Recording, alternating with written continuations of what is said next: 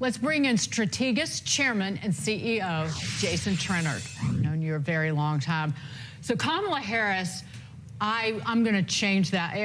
Ed said, good to see you, by the way. Edward said, could not say whether Americans are better off than they were when she and Biden took office. No, she would not, because she cannot say that, because they are worse off. And you've done some recent research on that. Yeah, I mean, we've just looked at, the thing that's important to remember about inflation is that it's cumulative, which means that even if the rate goes down, prices don't go down. So what we've done is we've looked at real wages on a cumulative basis, which is we've looked at people's wages versus the increase in prices. And what you found is that in the Trump years, people's standard of living improved. People got richer by about 3%. During the Biden years, they've gotten poorer. Prices have exceeded wages by at least 4%, and based on another configuration of inflation that we use, by as much as 5%. So they cannot say that, because people's standard of living has declined. Their dollars go a lot less far than they used to. On the topic of are you better off or not, Eric Swalwell channeling the love he once had for Fang Fang into campaigning for Kamala Harris and her economic policy. Watch this. Okay, all right. They're going to ask the fairest questions, the kindest questions. It's going to be sweet. It's going to be professional. You're always professional. My question is a Harris presidency basically going to be Joe Biden's second term? Yeah, well, we are definitely better off than we were 4 years ago, because 4 years ago we were in COVID. Donald Trump was telling us to ingest God knows what. The economy was tanking. People were unemployed. Kamala Harris is going to put more money in pockets so you can find first-time homeowners in every neighborhood in America. Do you think she needs to explain every policy reversal that she's had in the past few weeks? Kamala Harris is going to be driven by her values, which is the exact opposite of Donald Trump, who couldn't articulate his values at that debate. He looked scared. He's almost 80. He looked like he was 180. His shoulders were caving in. He wouldn't make eye contact with her. He doesn't have a plan. He's not going to tell us what his plan is. He said he has a concept of a plan. That woman has a plan. She has a vision. She's on a mission. All right, Jason, I'm not going to comment on the Don Johnson look in Congress. Yes. Good. However, listen, I appreciate what he's saying in the sense that he thinks that we're better off than we were under 4 years of Donald Trump. And I think that's refreshing, right? The fact that they think we're better off and that Kamala's not going to change course. Yeah, I mean, I don't know how you come to that conclusion. I just talked about economically, it would be impossible to prove given the data that we have. I also, I just wonder when I watch these debates whether David Muir or any of these people like take the subway or go grocery shopping, or just, you know, they're telling you not to believe what you're seeing with your own eyes. And my office is directly across from the Roosevelt Hotel, okay, which is home to 3,000 newcomers, okay? And it's impossible to see the sympathy for either these poor people that are coming over or the taxpayer or the local businessman. So I don't know what they're talking about. I'm sorry, I'm going off the topic of economics, which is my bailiwick, but I run around this town. I've lived in New York City for 34 years. There is no question that the quality of life in this town has deteriorated, and has deteriorated directly because of the policies of the Biden-Harris administration. Open borders, runaway spending, higher inflation. It's just a worse place to live. And I would say that's true in many towns across the United States. And I want to move on to this, but this is, Harris and Biden have added to the debt almost $8 trillion. We came in today $1.9 trillion in deficit spending in the 11 months of this fiscal year. And what in the hell have we gotten for it? Real quick before we move on. Listen, we're running budget deficits right now that are about 7% of GDP. We have never done that when we weren't at war or weren't in recession. We've actually never done that when the unemployment rate was below 7%. So we're spending money. No wonder we didn't have a recession last year. We've been spending money as if we were in a recession. And God forbid that would ever happen. The deficit would blow out further, because you would be spending on the stabilizers like unemployment insurance and food stamps and all the other things. So this is extraordinarily irresponsible. At some point, the bill will come due in the form of higher interest rates and, in my opinion, another wave of inflation. Right, malaise, the people have felt it. Go ahead. Yeah, no doubt. All right, let's go to this, because for the first time in a decade, the cost of rent and utilities It rose faster than home values from 2011 to 2019.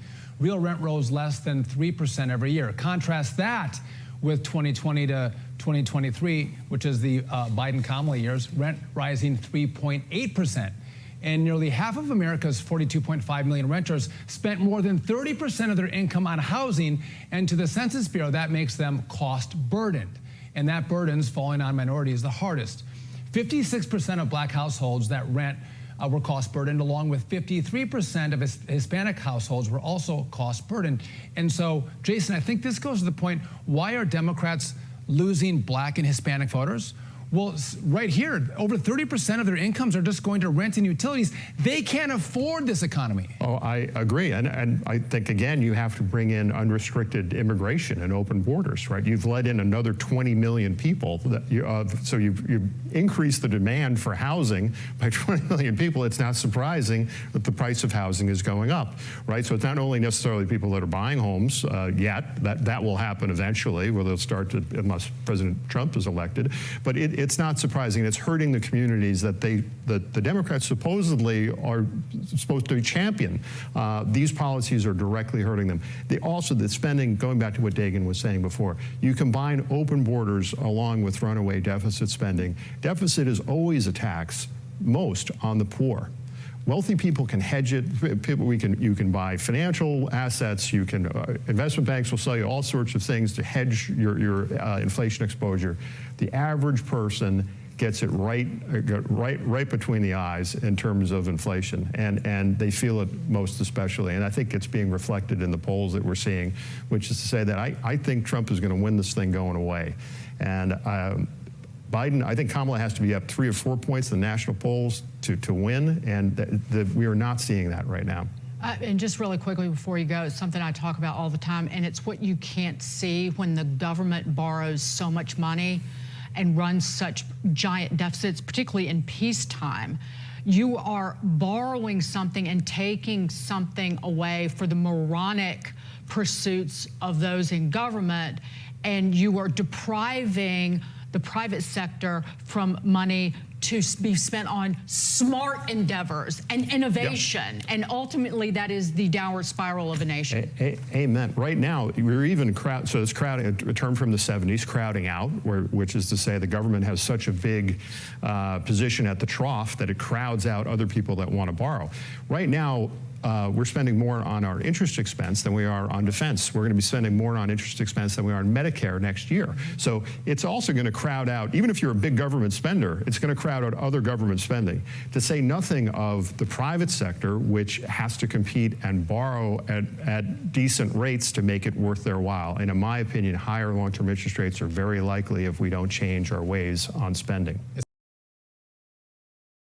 Trump's and Kamala Harris's tax policies are on completely different tracks. I will pass gigantic tax cuts for workers and keep their jobs here in the United States. Billionaires and big corporations must pay their fair share in taxes. Trump has a whole range of tax cuts that he's looking to implement, and he's proposing to raise tariffs significantly, which could help cover some of those costs. Harris, on the other hand, has a bunch of tax cuts and then is proposing trillions of dollars of tax increases, mostly on corporations and high-income households. But they're running in different directions, reshaping who pays taxes in America. On one track, Trump has proposed roughly $2 trillion more in tax cuts than Harris, and would impose major tariffs on imported goods, which could help pay for those cuts. On the opposite track, Harris would cut taxes for households that make under $400,000 and would raise taxes on corporations and the rich. This is how Trump's plan could work. Trump is borrowing much of his tax policy plans from his previous stint in the White House. He wants to extend the tax cuts he signed into law in 2017. The tax bill from 2017 made a number of changes, including lower tax rates, an increased standard deduction, and doubling the child tax credit. But those changes for households are set to expire at the end of 2025. The tax cuts Trump has proposed on the 2024 campaign trail could come at a heavy cost, more than $6.5 trillion over 10 years. Extending the tax cuts past 2025 could end up costing the federal government more than $4 trillion over a decade. Trump recently proposed a lower corporate tax rate of 15% that would only apply to companies that make products in the U.S., estimated to reduce federal revenue by $200 billion over the next decade. And a reduction in the corporate tax rate from 21% to 15%, solely for companies that make their product in America.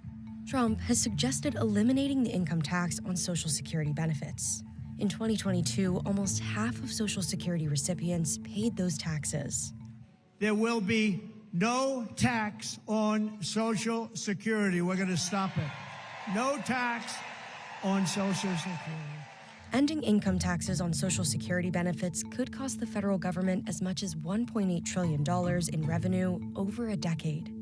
By one estimate, ending those taxes would cause the Social Security fund to become insolvent 1 year earlier than previously forecast. This is a proposal that's really targeted to largely retirees and people, not very, very, very wealthy retirees, but people who are kind of well off enough to have some other source of income just besides Social Security.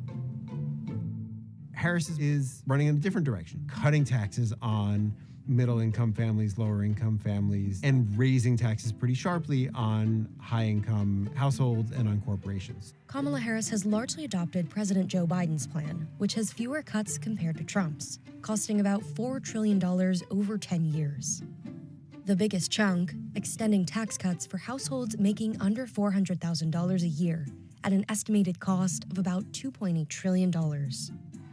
One point of departure, Harris would go further to increase the child tax credit for young children. I'll not only restore that tax cut, but expand it. We will provide $6,000 in tax relief to families during the first year of a child's life, as opposed to $3,600 under the Biden proposal and $2,000 under current law. In some ways, you can think of it as covering some potential lost wages for people who might have to take time off to care for a newborn. Harris also proposes an expanded credit of $3,600 for children under 6 and $3,000 for older children. Altogether, her child tax credit plan would cost $1.2 trillion over the next decade. Harris also announced a substantial first-time homebuyer tax credit as part of a larger plan to address housing affordability. While we work on the housing shortage, my administration will provide first-time home buyers with $25,000 to help with the down payment on a new home. It's a $25,000 in down payment assistance as opposed to $10,000 first-time homebuyer credit that President Biden had talked about, and that's roughly $100 billion according to some estimates. To raise revenue, Trump's plan focuses on taxing imported goods, particularly from China. We're going to have 10 to 20% tariffs on foreign countries that have been ripping us off for years. Trump loves tariffs. Tariffs basically are taxes on imported goods. The concern would be that middle-income households use a greater share of their income to purchase imported goods than very high-income households do. Trump has also said he wants to repeal the clean energy credits in the Inflation Reduction Act passed by Democrats in 2022. We're going to terminate his Green New scam. It's going to be terminated, and we're going to end this war on American energy. I think Republicans generally are opposed to the electric vehicle tax credit, certainly the generosity of electric vehicle tax credits. If Trump imposes a 10% across-the-board tariff and a 60% tariff on Chinese goods... There's some estimates out there that suggest that over a decade it could get to $3-ish trillion. I think there's some squishiness in trying to figure out how much money could actually come in there. Economists estimate Trump's tariffs would also raise the price of goods, costing $1,700 a year for the typical household. Harris's plan, on the other hand, veers away from tariffs and instead raises taxes on the top 3% of American households. Harris's tax plan, in line with Biden's most recent budget proposal, would raise nearly $5 trillion in revenue. A big part of that plan is bringing the corporate rate up to 28%. The Biden administration, which she's adopted their plans, has basically said, we don't want to extend any of those expiring tax cuts unless we pay for them. Harris's plan to raise taxes on households making over $400,000 would bring in about $1.8 trillion in revenue. About a third would come from a new minimum income tax on people whose net worth is over $100 million. The biggest one, and one that's most difficult to get through Congress, is this idea of a minimum tax of at least 25% on the very top people who have at least 100 million in net worth. And that basically taxes people based on their unrealized capital gains, their appreciated assets. Even with a full Democratic control of Congress, that's going to be a difficult sell. Whoever wins the White House would also need their party to win the House and the Senate to keep their agendas on track. If you have Trump with a Republican House and a Republican Senate, then there's going to be tax cuts. Facing the prospect of a divided government, where one party doesn't control the White House and Congress, could cause either tax plan to go off the rails.